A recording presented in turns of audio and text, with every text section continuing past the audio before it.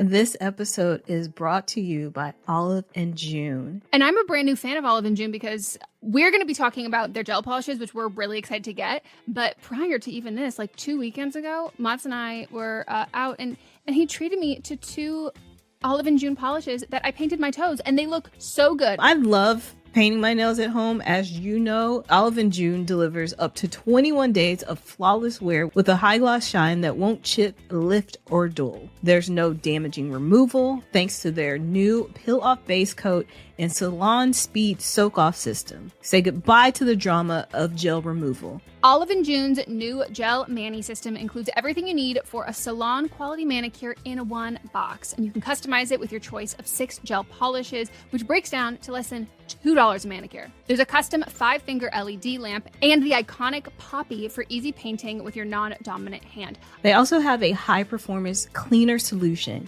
HEMA-free, 15-free, and always cruelty-free and vegan.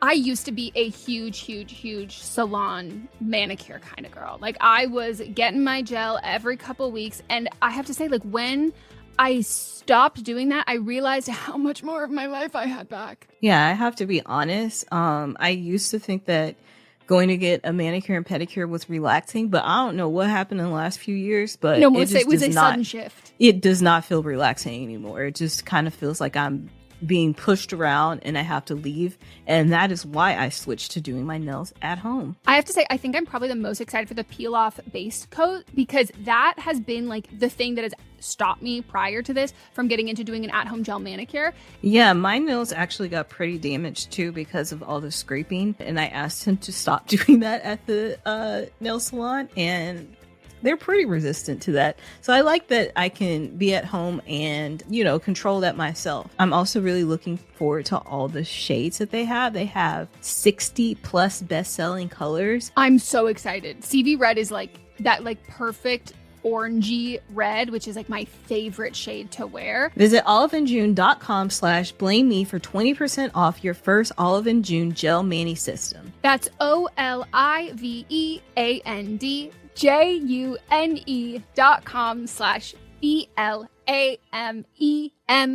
for 20% off your first Olive & June gel mani system.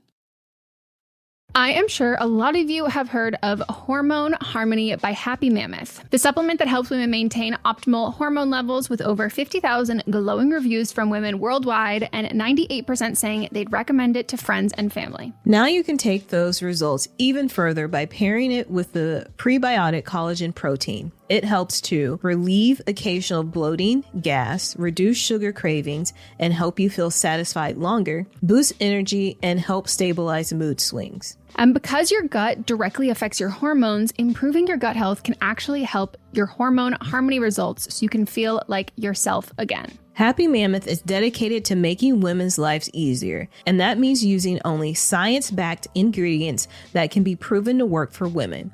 They make no compromise when it comes to quality, and it shows. Right now, you can try prebiotic collagen protein in Hormone Harmony risk-free and get 15% off your entire first order with code BLAME at checkout. CRM was supposed to improve customer relationships. Instead, it's shorthand for Customer Rage Machine. Your CRM can't explain why a customer's package took 5 detours? Reboot your inner peace and scream into a pillow. It's okay. On the ServiceNow AI platform, CRM stands for something better. AI agents don't just track issues, they resolve them, transforming the entire customer experience. So breathe in and breathe out. Bad CRM was then. This is ServiceNow.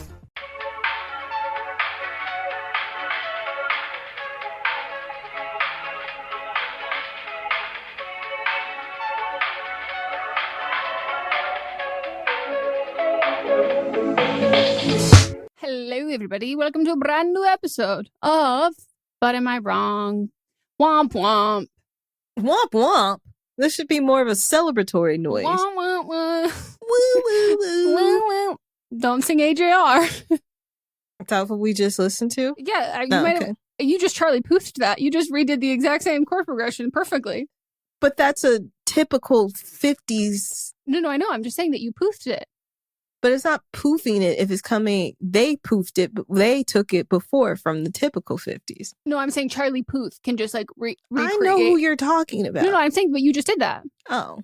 I was giving you a compliment. Thank you. I thought and you were she's saying resisting that so terribly. I thought you were saying I stole it. No. I was saying, oh my God. Oh my goodness gracious. Golly me. That was incredibly impressive. You just did the exact same thing. Your little noises are off today. Gwomp, gwomp.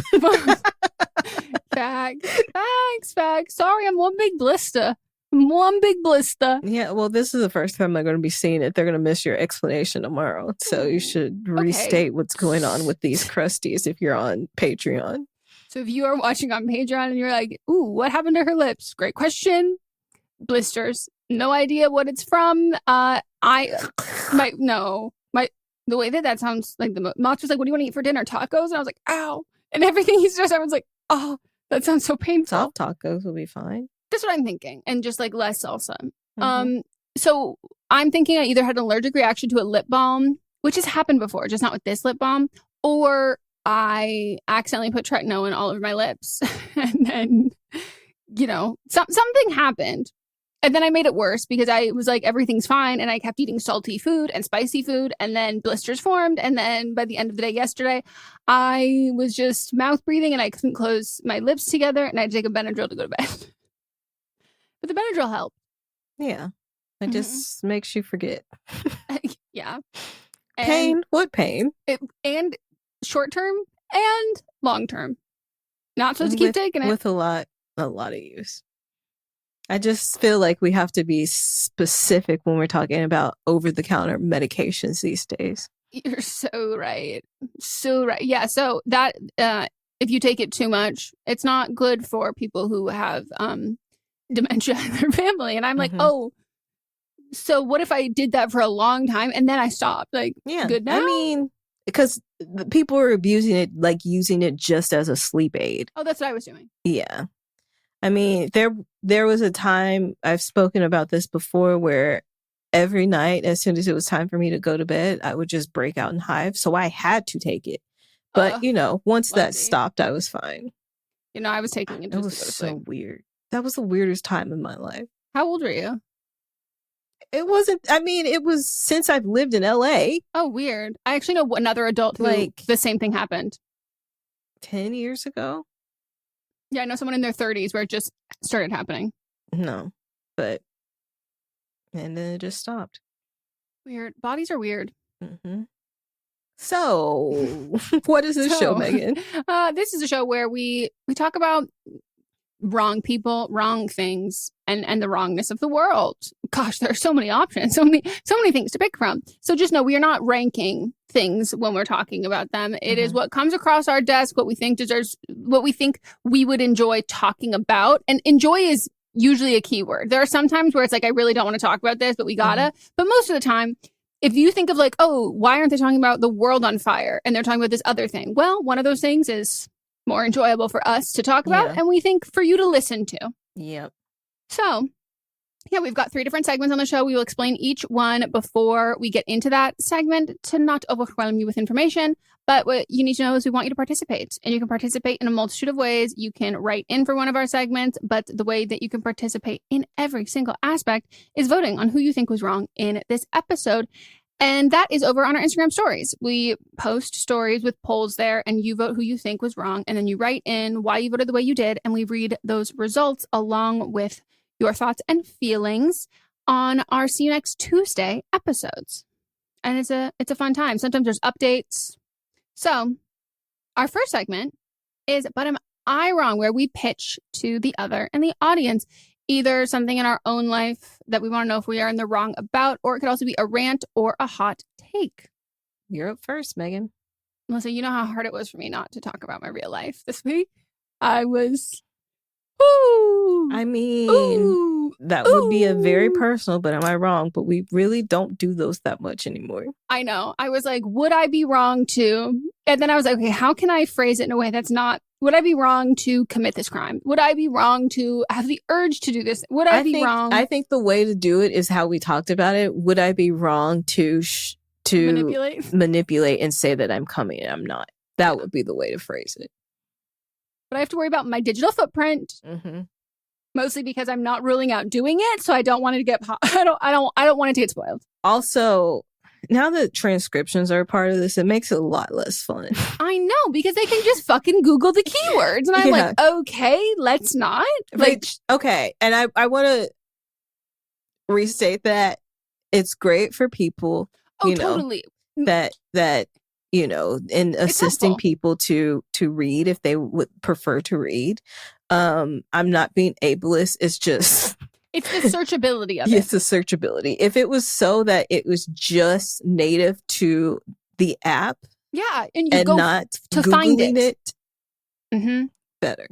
Yeah, the fact that you can Google us and like a couple of like phrases, and then it's like, oh, here's a transcript of that. To me, no, aggressive. You already should be locked in. Yeah, like, let's talk about removing the context.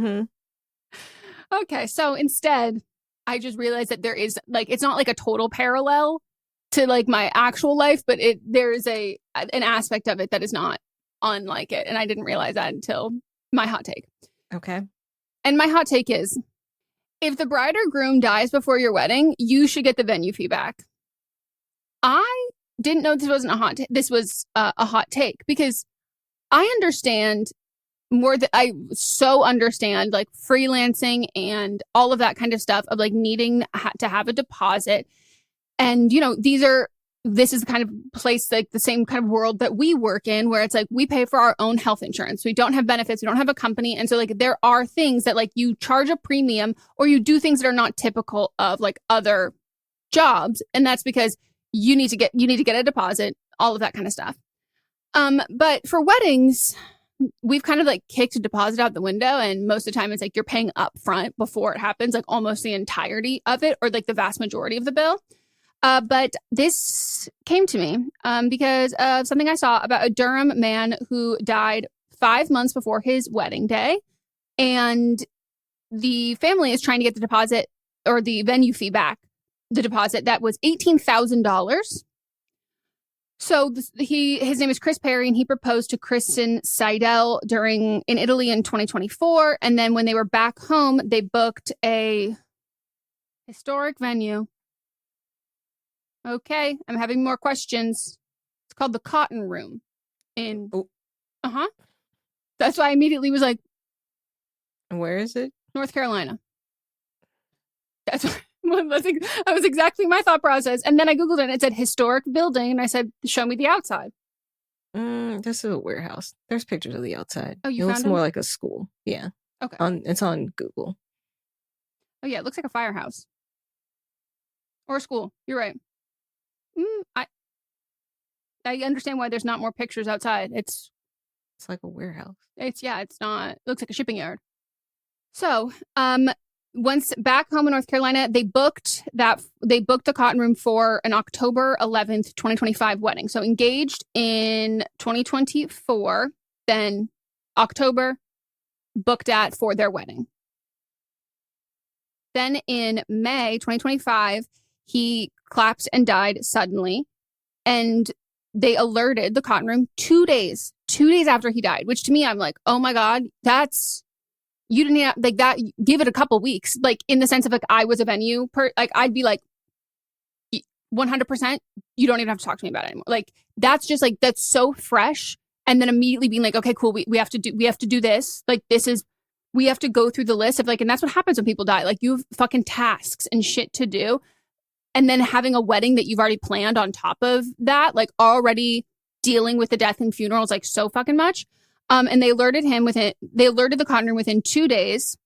And they had already at that time paid half of the total, which was $18,000 for like food, drink, rental fees, and all of that. And according to the Cotton Room contract, they said the money is non-refundable, but the circumstance and situation they felt was different. So they were like, that's why we are asking. And they initially had told them that they would refund some of the money if another group booked at the same date, but the venue maintained that it would without a doubt keep the $7,500 deposit for the venue space because it did hold the date for 11 months. Huh? You book that to hold that day, and the date's not going to be used, so you don't actually need the money from that anymore. And the venue was not rebooked, and they have given their condolences, but they have not given back $1 of what this couple had paid. And their statement was, while our deposit policy is non-refundable, we deeply sympathize with the family's loss and extend our sincerest condolences. And then they were asked how the money was spent and responded saying that it was used to support the advanced planning, staffing, and operational commitments required to prepare for an event of this size. In other words, those funds are tied to the commitment to the space, people, and resources leading up to the day, not just what physically happened to the event date. It didn't happen. So securing all of those things, you know for a fact they didn't pay the caterer. Like, they're not paying the waiters, the wait staff. Like, oh, we have to pay out for this day. I'm like, this seems a lot. But then they were being very generous, and they made sure to tell press that they would not require the family to pay the remaining 50% balance of the contract before the wedding.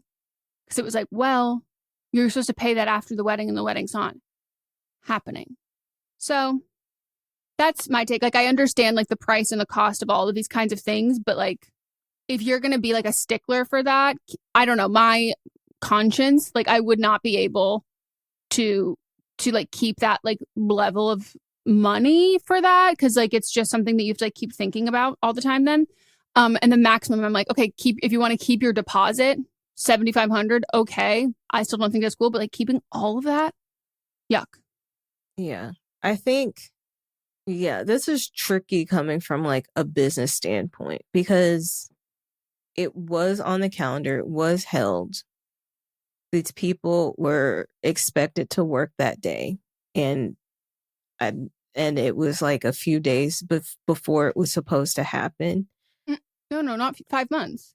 Oh, 5 months. I thought you said 5 days. No. They told them 2 days after he died, like immediately. Oh, I thought you said 5 days. No, okay, 5 days. Everyone said they would understand. Like if they had already, they have to pay people. People have done all that. That would make. I don't think anybody would be disputing keeping at least a larger, like a portion of it for that. Okay, I take back everything I just said. I thought you said 5 days. Okay. Yeah, so there's no setup. They haven't done any of that, and they had 5 months to book that day for somebody else. Yeah, no.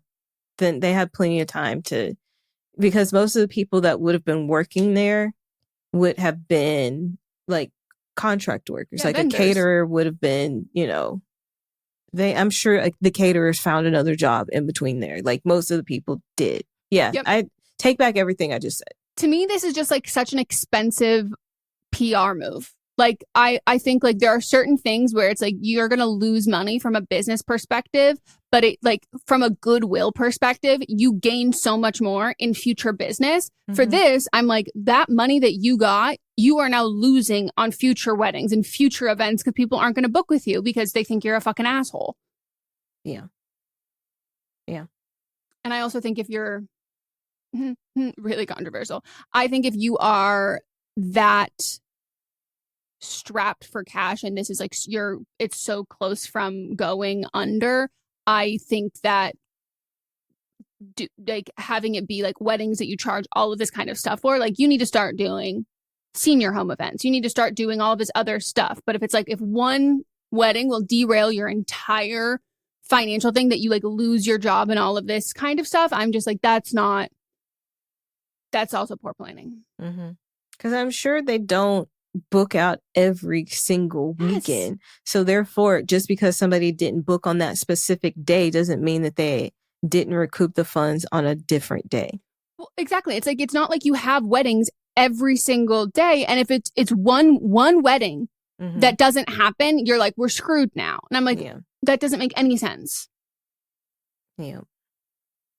You're not wrong. And also it's called the Cotton Room because it used to be a textile factory. That's why it looks like it should be in Commerce, California. I was like, this is looking like a shipping warehouse. But you can understand the name and the location made me a little me too. I got a little worried. But when I looked at it, I was like, that's not a plantation. No, the interior was, I wondered if it was like a mill. All right, we're going to take a break, and when we get back, we'll get into mine.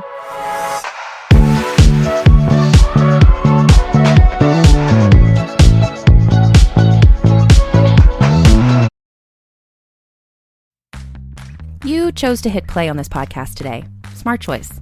Progressive loves to help people make smart choices.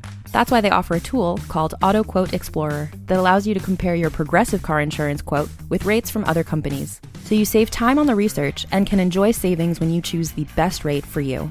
Give it a try after this episode at progressive.com. Progressive Casualty Insurance Company and Affiliates. Not available in all states or situations. Prices vary based on how you buy.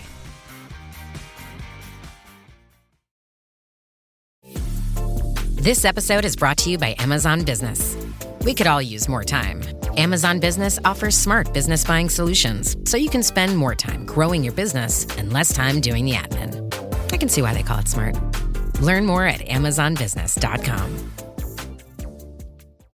From the darkest corners of our imagination comes a game show that's more ridiculous than terrifying. Welcome to Tickled to Death. I'm your host, Roz Hernandez, and I'll be guiding guests through the creepy questions and chaotic games, all to win the ultimate title of Horror Movie Champion. Listen to Tickled to Death wherever you get your podcasts, and hit follow unless you want the show to follow you.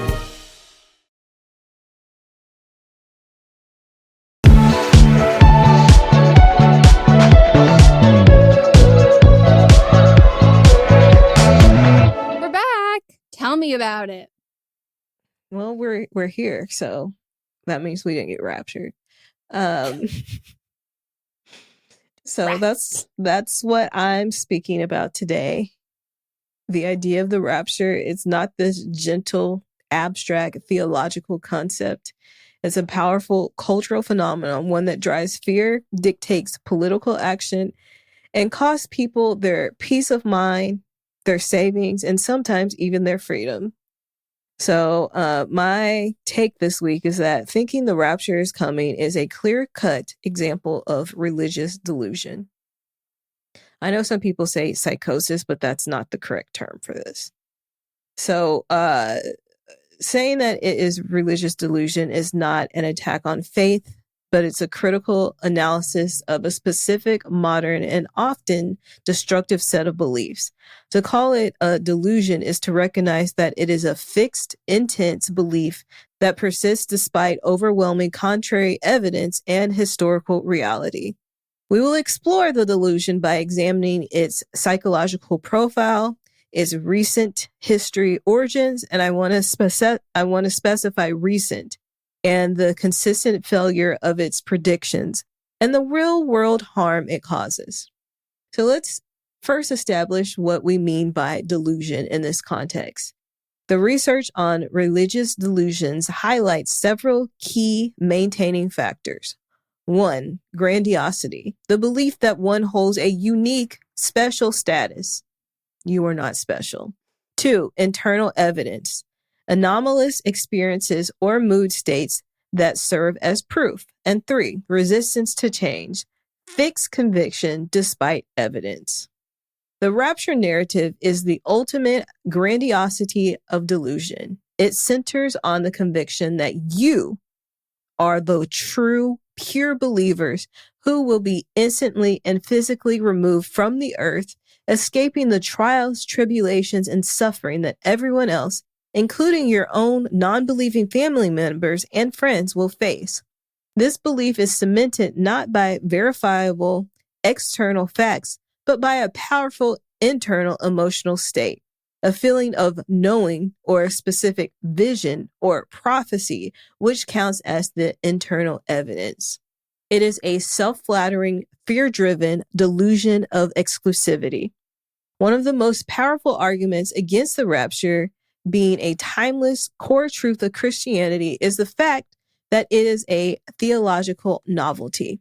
The belief that faithful Christians will be secretly and instantly snatched up before a final period of tribulation known as the pre-tribulation rapture is a belief that simply did not exist in the Christian church for the first 1,800 years of its history.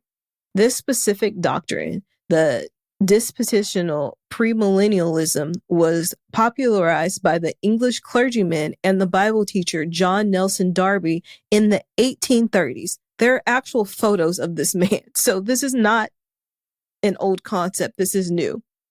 Think about that. A foundational belief for many millions of modern Christians are essentially invented by one man less than 200 years ago. The idea, based on a particular reading in First Thessalonians chapter 4, verses 16 and 17, when they dramatically popularized in American evangelical culture, especially in times of stress. This interpretation was solidified in the public imagination, not by ancient church councils, but by modern sensationalist mass marketing ideas of media. Hal Lindsey's bestseller, The Late Great Planet Earth in the 1970s, and the immensely successful recent Left Behind books and the movie series. This theology, deeply rooted in the 19th and 20th century American culture, aimed anxiety not in the unchanging bedrock of Christian scriptures. To cling to it as an ancient core, undeniable truth requires a willful disregard of history. The most compelling proof that the rapture belief is a delusion is its track record. It is believed that it is continually disproved by the calendar, yet maintains its convictions. Look at the historical pattern of the quote-unquote Great Disappointment. William Miller in the 1840s predicted Jesus' return and the world's end, setting the final specific date to October 22nd, 1844. That day arrived and nothing happened. Followers of Miller, like the founders of the Seventh-day Adventists and the Jehovah's Witness, simply adjusted the meaning or the date. Charles Taze Russell predicted in 1914. When it failed, they made adjustments to accommodate the failure. In our lifetime, we've seen the infamous Harold Camping rack up a staggering 12 failed predictions. And today, we have the latest phenomenon, #Rapture Talk, driven by the South African man Josh Maleka, who predicted the date would align with the Jewish New Year in September 2025. The key to a delusion is the inability to let it go, even after reality has definitively contradicted the belief. When the day passes, the goalpost simply moves. Some push the date back, others shrug it off. Still others, like this person on TikTok who message this creator, Misha, claiming that the failed event was just a test run. And this was after they don't know this person. They messaged them and was like, hey, I live an hour away from you. Can you take care of my dogs because of the rapture? And Misha was like, so you're saying that I'm not good enough to get rapture? And they're like, they reached out to a random creator? Yes. And I'd be so offended. Yeah, I'm not even religious. I'd be like, yeah, so first of all, fuck you. That's what Misha was saying. That's what I'm getting at. So Misha was like, so you don't think I'm good enough to get raptured? And then the person was like, I think you're funny and you have a good heart. You just joke about a lot of things that God is serious about. And then Misha was like, so I'm the designated hell dog walker? Like, what are you talking about? And so Misha was like, you need to block me and when you're still here, when it happens. And then this person messaged Misha and was like, that was just a test run. Can I ask, so do dogs not go to heaven then? It depends on who you're talking about.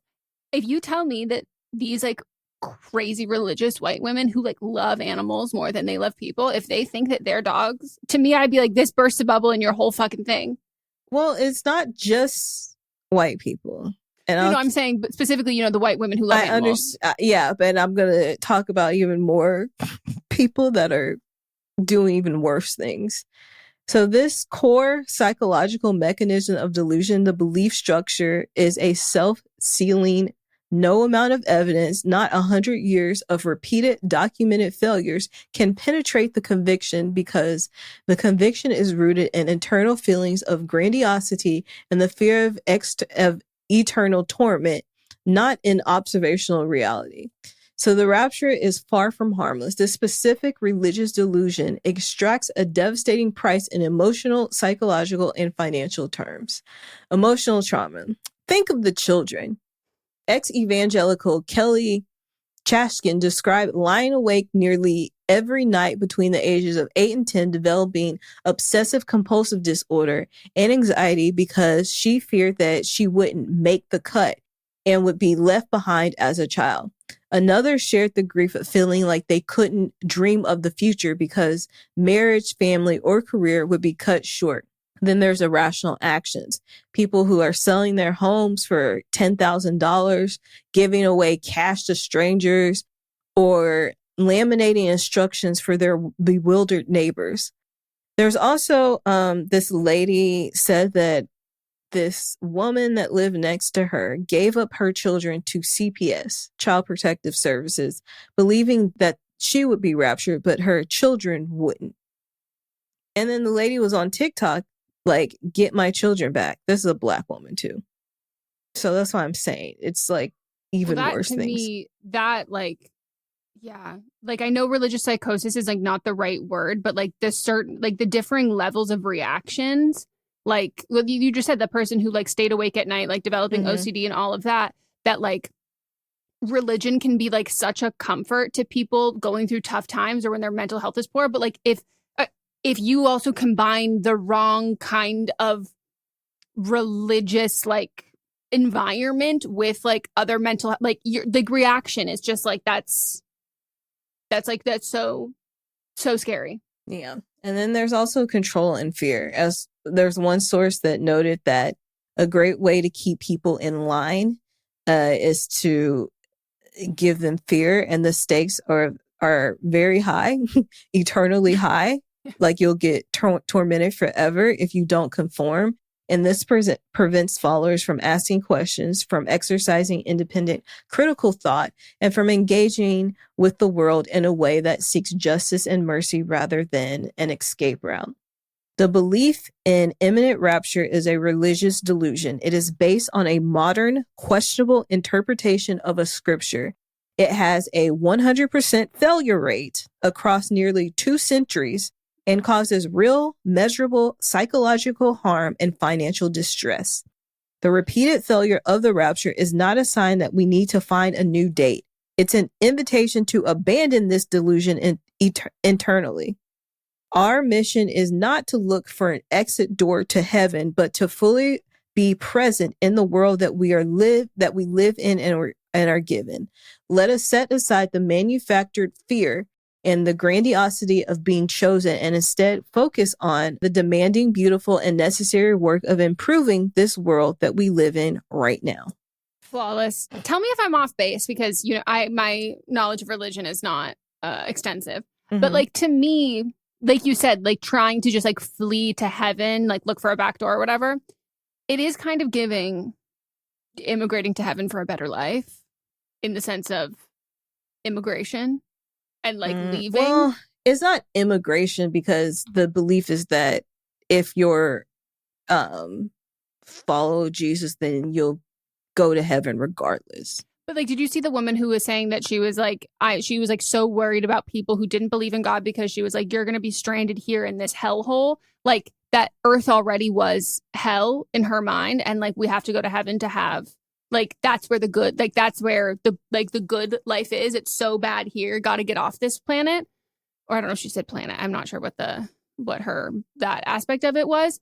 But to me, I was like, and it obviously comes from like people of all different, well, I actually don't know it comes from like not just Americans who like this is like a worldwide sort of a thing. Yeah. So I don't want to say like, oh, this is conservative, but this woman was a conservative white American woman.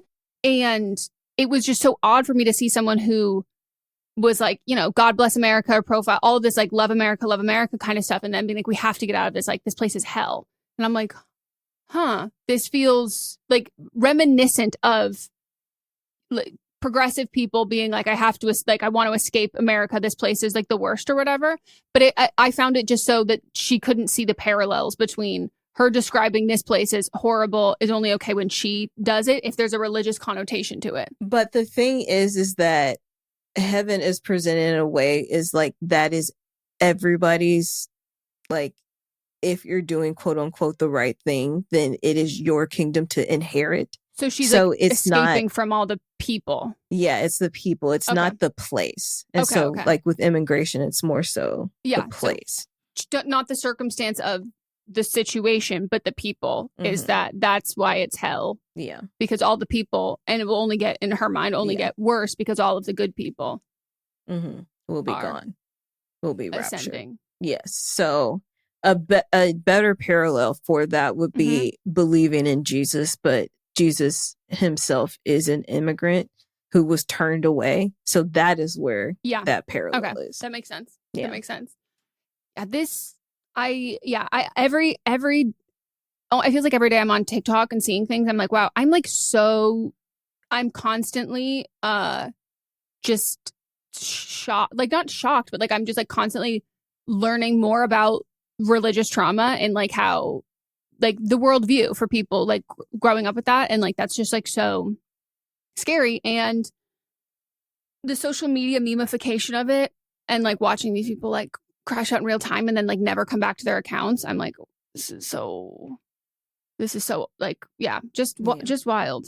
And I even remember being scared in like 2012 and like the Mayan calendar's gonna end, so the world's gonna end, and I was like, I was like, this is not real, but like there was still a part of me that like woke up the next day being like, okay, I guess we're good. But like, and like I wasn't predisposed in like how I was raised or grew up with anything like that, of like a fear of that or like thinking that was going to happen or it's an imminent or whatever. But even still with that, like just the narrative and language around it, like it can get really serious and like really dark really fast.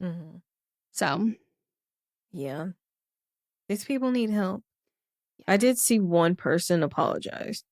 Oh, that's great. As a Black man. But the other people, I'm still keeping watch. Me too. I've bookmarked. Yeah.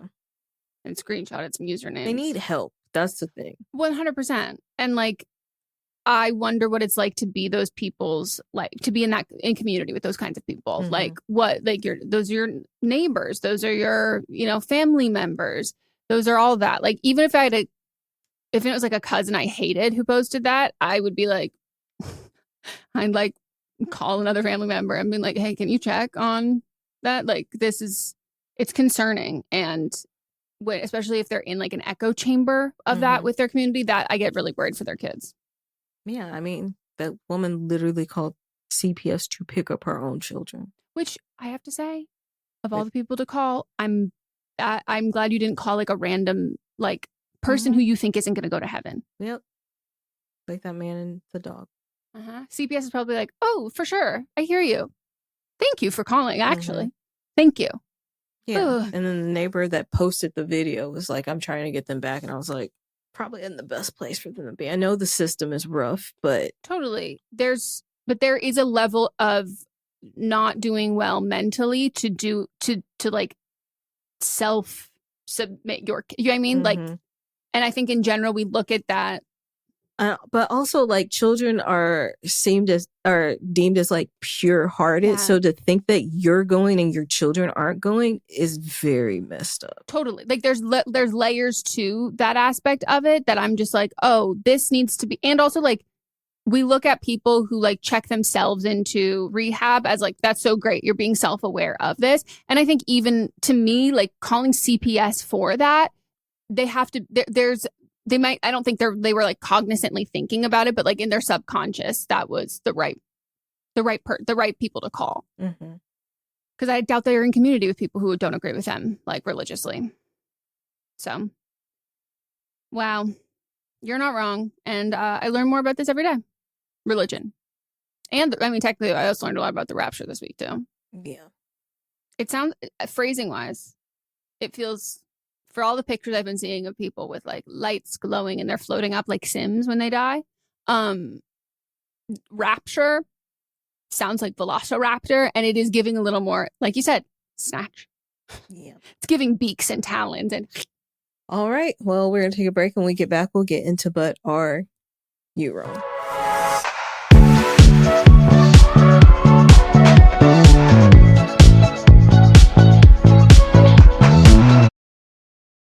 My name is Troy LaValle, and I'm the host of the Glass Cannon Podcast. This is a podcast where my friends and I sit around and play role-playing games and record it. Through improvisation, using comedy and drama, we take the rules of whatever game we're playing and we turn it into appointment television. It truly is infectious fun. We travel the whole country playing rock clubs, turning games like this into a spectator sport. So please, check it out, the Glass Cannon Podcast. If you want some joy in your life, give it a listen.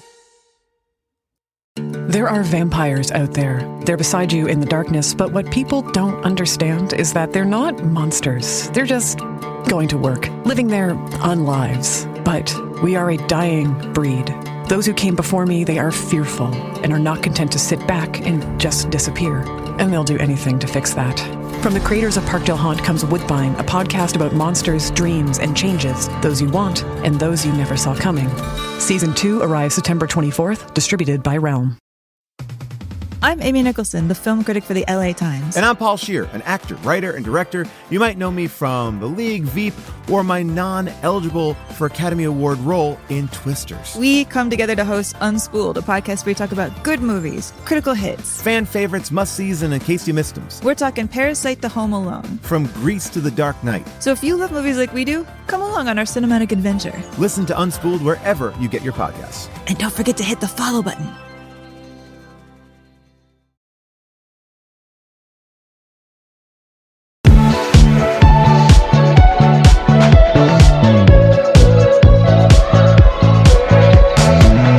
We are back.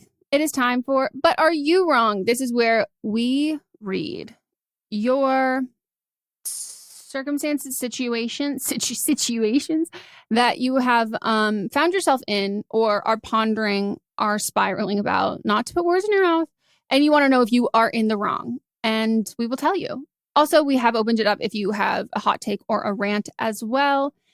And if you want to submit to that, email it to butamiwrongpod@gmail.com. Keep it under 300 words. It is all anonymous. So we do ask, we don't ask. We require you to tell us how old you are, but we ask that you do not include any real names. And if you want to get creative with the fake names that you use, go for it. But we need some, tell the story. All right. What you got? I'm a 22-year-old from London, and I'm really struggling with something I've never been able to get past. I've never had a serious relationship or even been kissed, and I think I know why. It's the horrible concept of quote-unquote leagues, which I know sounds terrible, but I can't help but believe in it. Every guy who shows an ounce of interest in me, I just find myself completely uninterested. I convince myself that if they're into me, they must not be what I'm looking for. But the guys that I'm truly attracted to, the charismatic, effortlessly cool ones, are so far out of my reach that it feels even pointless to try. There's this American exchange student on campus, Leo. Pick names, people, I don't know. He is a perfect example. He's popular and has this amazing confidence that I'm completely drawn to. But I know for a fact he wouldn't even know I exist. I see him across the quad and immediately dismiss the thought of ever talking to him because I just know he's in a completely different world. I'm stuck in this awful cycle where I push people away and I idolize others from afar. I hate this concept of leagues, but I live by them. Do you think I'm the one in the wrong? Is this self-sabotaging mindset that I'm creating, or is it a harsh reality that I have to live with? I'm hoping you can help me make sense of this. Stop reading books. That's the only advice I'm giving you right now. I need you to get off the books. I need you to get off the books. I need you to get off of the romance TV shows. Like, this is giving falling in love with a fictional character, which I understand. Like, I get it. Like, I have had, you're talking to a girl who used to write fanfic. Like, I have had like obsessions with like fictional relationships or fictional characters to like a point where, you know, don't do that anymore. Like, it's not productive and or healthy. But this idea and concept of like leagues or whatever is not real. Also, so many, like, there's a whole joke about like, there's this beautiful woman and he's just there. Like, there are so many things like that, like so many different aspects of it. To me, this just, to give you a little bit of harshness to this, with the attitude that these men are better than you and you're viewing them as these men are so wonderful and you're nothing, it is not going to work out with you because it's a confidence issue. And you're attracted to his confidence. He and anybody is, actually, that's not true. The only people who are attracted to people who are like deeply not confident are people who want to take advantage of that. People who want to like prey on somebody who's like feeling like so vulnerable and is just like not in the right place to be dating. But or they're also insecure too. Well, that to me Or like not is like a confident. shy thing. Like Yeah. it's like But I'm just saying two people that aren't confident can come together where it's not where they're totally. taking advantage of the other. But if your type is like, I really like an insecure girl, what? Why do you like someone who's insecure? Mhm. Like there, you can just happen to be two insecure people, two not confident people, two more quiet people. But like actively seeking out, I prefer someone who has no self-confidence is like, that's a massive red flag. So I think like knowing what you are attracted to, you, that is how you attract that. And like, there's also something that like, I think you're also idolizing him in a way that isn't necessarily romantic, that like he has these qualities that you want to have. And that's inspirational, not necessarily lustful in that way. But also you're already taking yourself out of the game because you're like, I can't talk to him. He doesn't know I exist. Yeah, because you're hiding and cowering away. I promise if you came with some confidence and like talk to him and, you know, just like made it so that he was aware that you existed, you could be friends at the bare minimum if this is somebody that you're actually compatible with. But right now you're just idolizing him. You think you're physically attracted to him and you think that you like are attracted to him on another level, but you don't know him. He could be the biggest asshole in the world. You're just seeing the facade or who he's being around other people. That could not be the real him. You've built up this character in your head. So get to know people. When you get to know people, then people can also learn more about you too. And also if you're just rejecting people because you think that they're out of your league, then you're just as bad. Well, yeah, because I guess I wonder, I'm like, there's no, in the way that you have written this out, and I think that's probably what you're feeling is like, there is no solution.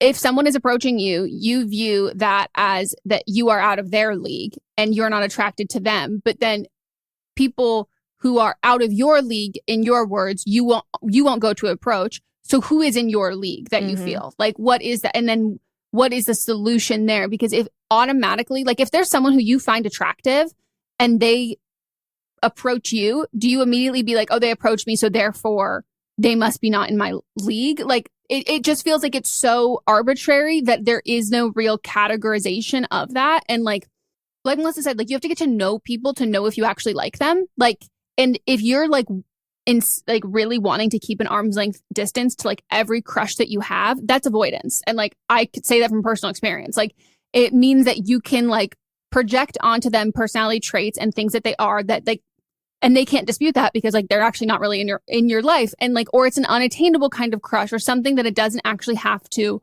move forward with like a relationship or anything like that. But like, I'm really curious if you've ever seen She's All That. Like to me, this is like psychologically, it feels like there is intentionally no way for you to win. So to me, it's like self-sabotage at like the highest level because like there is no reality that you have described in which you get to experience any sort of relationship and love. And like that to me is like a much bigger thing to unpack than like the specific crushes on specific people. It's like what makes them more worthy than me for that kind of love, and what makes me more worthy than these people approaching me. So I think that's like you are wrong in this instance. And then I would be really curious like how you view your league. Does your league exist? Is it only out like below your league and out of your league? And I wish for everybody to have the same delusional, I don't even think it's delusional. That's how delusional I am. Confidence that like a Leo has.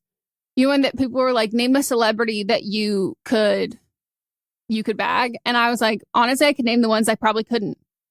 That's easier for me. Like there is just something, it's just as easy to be delusionally confident with no evidence to be delusionally insecure with no evidence to back that up. Like it's all in our head either way. Also, he's American. And we learned from... Yeah, I was about to say. He is... Well, the Don't Blame Me hasn't come out yet, but... Yeah, he's... Listen to that. Needs to come up for air. I would pick Pick somebody else. Pick somebody else. Get somebody else to do it. Mm-hmm. And by it, I mean you. Yeah. Oh, we can start with the kiss on the lips, the top ones. I can't even do it with my mouth right now. Well, don't try. Stop. Stings. All right, next one. I'm writing for Berlin because I'm hoping you can tell me if I'm crazy. I'm 22 and I've been with my boyfriend, Brandon, for 6 months. Early in our relationship, he told me he loved me, and I was so happy I said it back. But then he confessed he lied. He said he just wanted our relationship to be perfect. Ever since, I've felt this constant nagging doubt. Now the girl who cheated on him, his first love, Clara, is back in his life as a quote-unquote friend. As much as I try to be mature about it, it's all I can think about. They share a lot of mutual friends, and I feel so irrelevant and insecure.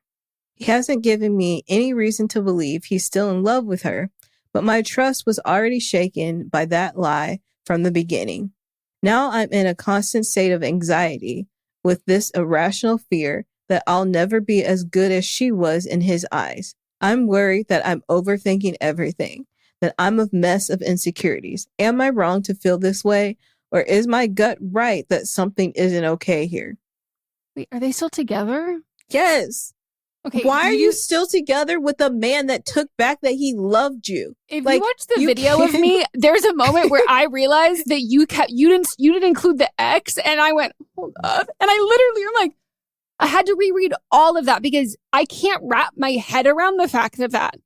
You should have broken up with him. I know this is your first relationship, but this is not how relationships work.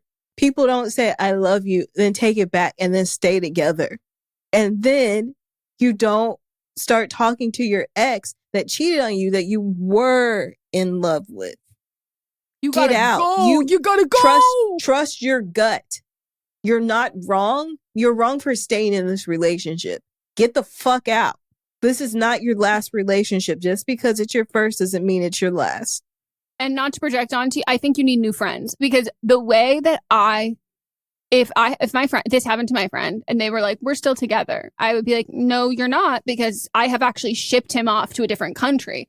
Like, there's just, this to me is like, so, of course you're insecure. Oh my God, you stayed with a guy who said that. Like, that is, and of course he's continuing to disrespect you because he goes, sick, can get away with that. Like, can keep doing that. Like, this to me, does he know that you're still together? Is he just back with his ex-girlfriend? Like, how long has it been since he said the I love you and then be like, oh, lol JK, I take that back. Like, what was the timeline of that? Yeah. And then, like, does he love you now? Right. It doesn't matter. It really doesn't matter. None of that matters. I think actually the only thing I would say matters is that, like, if he said, I love you, and then 4 months later was like, I actually don't love you, and then never said, but I love you now, and there was nothing like that, and he's just like, yeah, I don't love you, but, like, we're tight, and then you stayed with him, I'm like, he just shouldn't have said anything. He just should not have said anything. He should, if that's how he felt, he should have broke up. Yes. If he came to the conclusion that I just got caught up in the moment, like, did he say it when y'all were having sex? Like, how does that just fall out of your mouth? Like, so love you, bye. Like, oh, sorry, I shouldn't have done. Like, you have to treat it like a serious thing.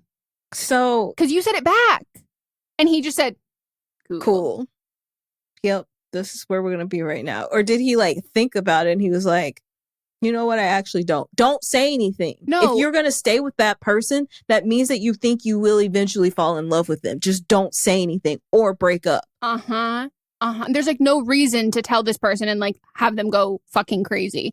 But, like, I know people who, and, like, a lot of people have said this, that, like, they thought they were in love and then that relationship ended and they got in a new relationship. They're like, I now realize, and they never said anything. Now I realize that how I feel about this person, I don't know if I was ever in love before with that person. And, like, what I always say is, like, there's different kinds of love, and there's a different level of love that you can love someone. The older you get and the more the more experience you have and in different relationships. But, like, that is for him and his therapist. That is not for you to know ever. I think even if you break up, like, I don't think it should be like, by the way, I never loved you. Ow. Just whip my cord in my face, but like, never loved you. Like, it's just, the goal is to hurt your feelings with that and make you feel like stupid. And you're still with him. The ex-girlfriend, irrelevant. Well, I mean, they are relevant if he was like, actually, I don't love you because I'm still in love with her. no, I think he's just acting it out without saying that word. He just did the first half. Right. Mm-hmm. But the fact that he took it back and then y'all stayed together, that's enough to end the relationship. Yeah. But then her coming back into his life and they're like cool now. Mm-hmm. He's just waiting it out till she's ready. Yep. Get out. All right. Well, we're going to take a break. When we get back, we'll get into But Are They Wrong?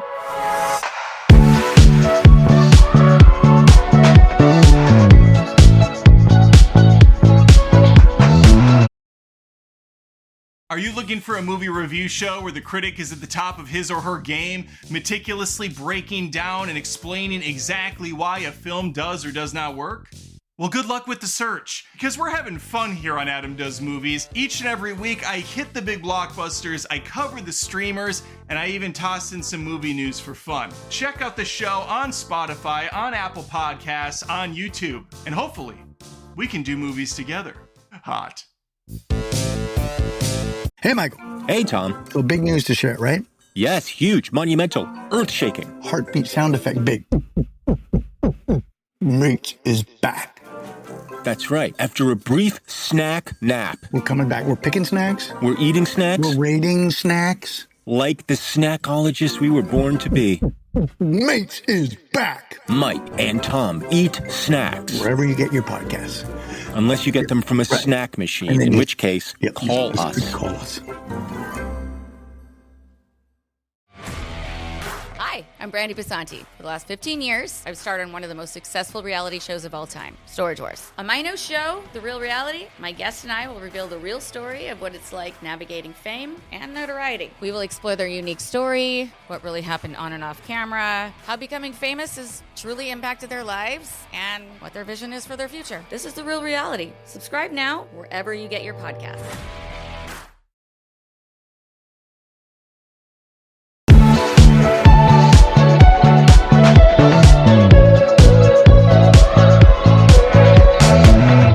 We are back. It is time for But Are They Wrong? This is where we nominate a person, place, or thing, something in current event, pop culture, zeitgeist that we think deserves a public shaming. And my nomination is, you'll be able to tell just from the name what side you're going to lie on. She goes by the MAGA dentist. And so she works out of Skyline Smiles in Santa Clarita. They have like scrubbed her from the social media, but she still has. Santa Clarita is in California. Yes, sorry, you're right. Santa Clarita, that's in California. And she also has social media where she goes by the MAGA dentist. So she is like speaking at like, I don't know, some fucking hotel event room with the step and repeat that says Republicans and then her dentist shit or whatever. And I guess she's talking to other Republicans. I don't know if they're dentists, but, you know, people who align with her politically. It was a room of her hee ha-has. We love it, girl. Some people might have been actors to that, like not actually involved, like enjoying that. And that's why it got posted. But I'm not sure if it was just because from what I think, it looks like it was screen recorded from someone else's like story. And she talks about how she misses when like Democrats would skip their appointments because of COVID and they would just be instead wearing masks at home. And I'm like, okay, lady. And says that if they complain about the prices, she just is like, how about Biden? What should she call it? Bidenomics? Biden, like a Biden economics, Bidenomics. And wears a hat that says, make your smile great again, specifically likes wearing that when she knows that she has like Democrat patients. And she has pics of Republicans all over the wall, Trump, all of that kind of stuff. And if they look horrified, her patients, or complain, she says, in her words, verbatim, she quietly cuts back on the laughing gas. And then she says, you got this. It's not as bad as you think it is. And that she, quote unquote, stole that from Biden. Now, it seems that she is a pediatric dentist. Children are not having political views. It's their parents. So I don't know if that part has been confirmed that she is It's point blank fucking insane to do it and to admit that you're inflicting pain on patients based on their political views. It's really fucking insane if you got and said that publicly with a hee hee ha ha and your patients are kids. Because there's also like some, I don't remember what the rules are or whatever, but like there are some like dental practices where like they don't let you have your parents in the room after a certain age. And like that is so fucking scary. Like so fucking scary. So this woman is fucking insane. And her husband's also like a neuro something brain doc related too. And that just seems scary. Very scary. I thought it was a joke when I first heard it, or somebody sharing information, but then the actual clip is just right there. You can listen to her speech where she says it verbatim. Mm-hmm. And she's loving it. Yeah. And yeah, their reviews are tanking. She needs her license snatched. 100%. Expeditiously. She does. Is that everything? Yeah, I was just double checking to see if I haven't been able to find if she was a pediatric dentist. Because they've like scrubbed her from websites. Well, if she's licensed, her license would say. I wasn't trying to find her license. On the dental website. Oh. What's her name? So Skyline Smile. Oh, so modern dentistry in Santa Clarita Valley, pediatric dentistry, cosmetic dentistry, veneers, wisdom teeth removal, aligners, and teeth whitening. So. She doesn't have pediatric in there. What? It doesn't say pediatric. Oh, she does. Okay. Pediatric. And I'm looking at her on there. It's a lot of content like geared to kids. But like clearly like she's got that's a large portion of her patients, I'm gonna assume. Disgusting. Yeah. All right. Anything else? Nope.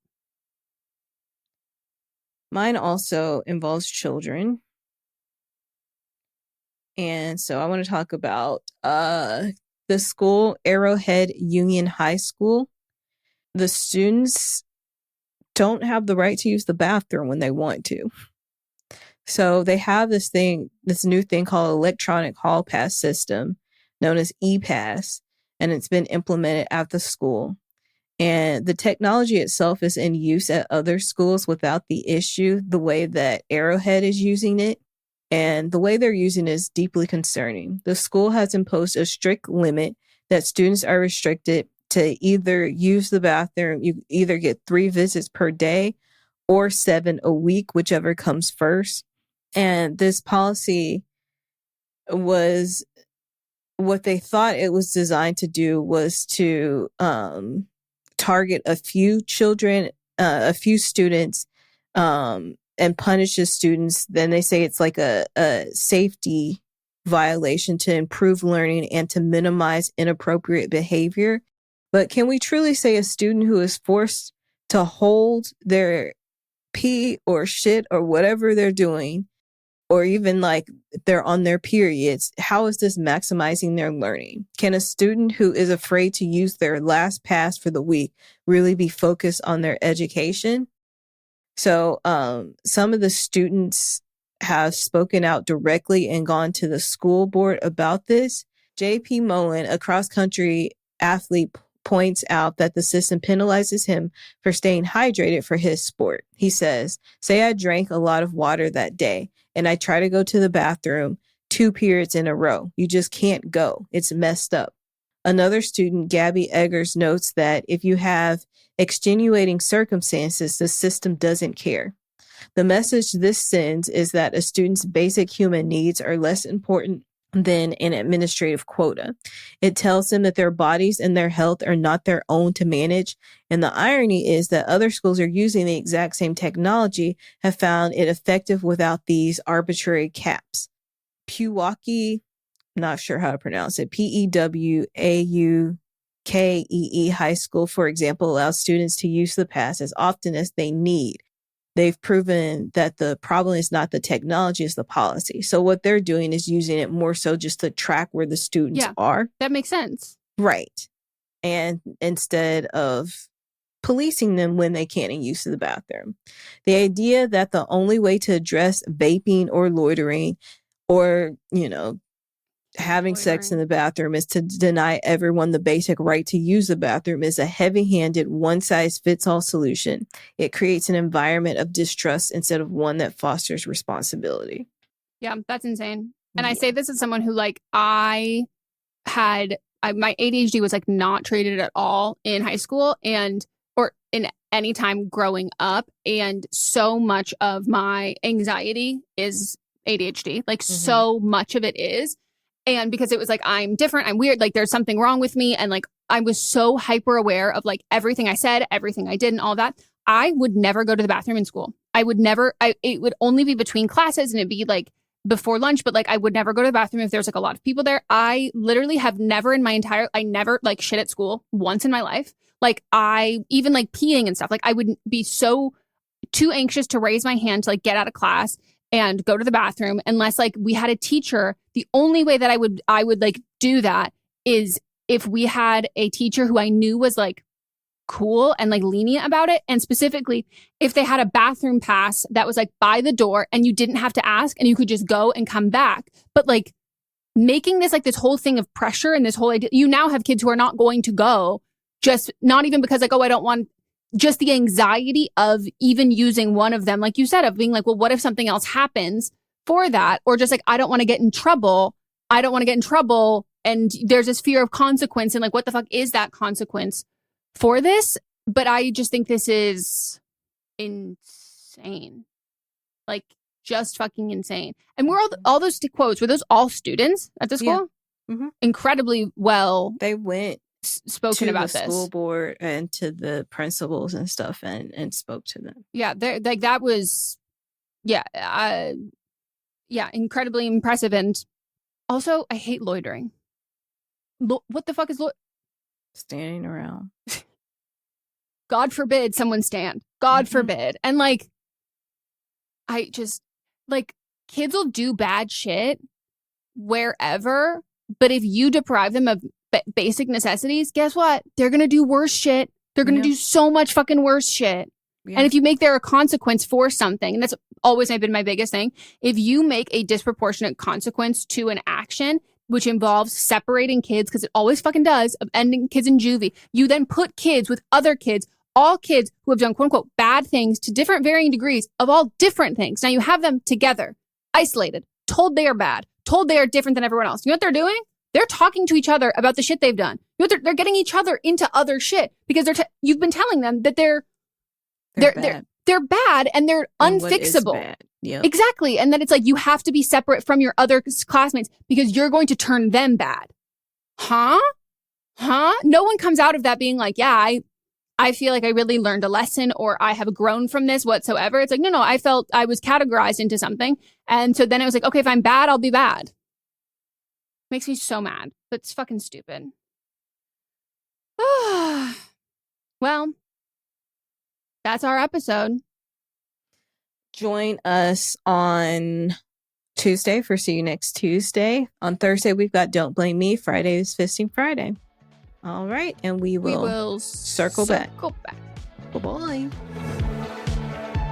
This is a Sister Sign production hosted by me, Megan Rinks. And me, Melissa D. Montz, plus Diamond Imprint Productions. Post-production by Coco Lorenz. Production assistance by Melanie D. Watson. And music by Ryan Hunter and Giacomo Picasso. Oh, hey there, it's a promo for a podcast. Great! Exactly what you want to hear when you're settling down to listen to the podcast you actually want to listen to. Well, give me just a few seconds and then you can go listen to whatever it is you're listening to, your true crime podcast hosted by former child actors or reality stars, whatever it is. My name is Troy LaValle and I'm the host of the Glass Cannon Podcast. This is a podcast where my friends and I sit around and play role-playing games and record it. Through improvisation, using comedy and drama, we take the rules of whatever game we're playing and we turn it into appointment television. That's the best way I can explain it. It truly is infectious fun. We travel the whole country playing rock clubs, turning games like this into a spectator sport. So please, check it out, the Glass Cannon Podcast. If you want some joy in your life, give it a listen. Are you looking for a movie review show where the critic is at the top of his or her game, meticulously breaking down and explaining exactly why a film does or does not work? Well, good luck with the search, because we're having fun here on Adam Does Movies. I talk to you like we just got done seeing a movie together, giving you the pros and cons, and I'm digging in the trenches, in the mud and muck, on streaming services, telling you which films are worth your time. Each and every week, I hit the big blockbusters, I cover the streamers, and I even toss in some movie news for fun. Because this show is Adam Does Movies. I'm obviously Adam, I probably should have led with that, but perhaps I have led you to check out the show on Spotify, on Apple Podcasts, on YouTube, and hopefully we can do movies together. Hot. Look, we all know there are a lot of celebrity interview podcasts out there, but there's only one, Happy, Sad, Confused. I'm Josh Horowitz, and yeah, I'm the host of the show, so I'm a little biased, but truly Happy, Sad, Confused is the place for nerdy and intimate conversations with all your favorite actors and filmmakers. From Andrew Garfield and Scarlett Johansson to Christopher Nolan and Quentin Tarantino. For over 10 years and over 700 episodes, Happy, Sad, Confused has broken movie and TV news every single week. That's because I ask all the questions I want to know, and more importantly, you want to know. Casting what-ifs, backstage stories, acting pet peeves, and much more. So whether you're into superheroes, prestige TV, or just the coolest actors and directors alive, you're going to learn something in every episode. Listen to Happy, Sad, Confused on Apple Podcasts, Spotify, or wherever you get your podcasts.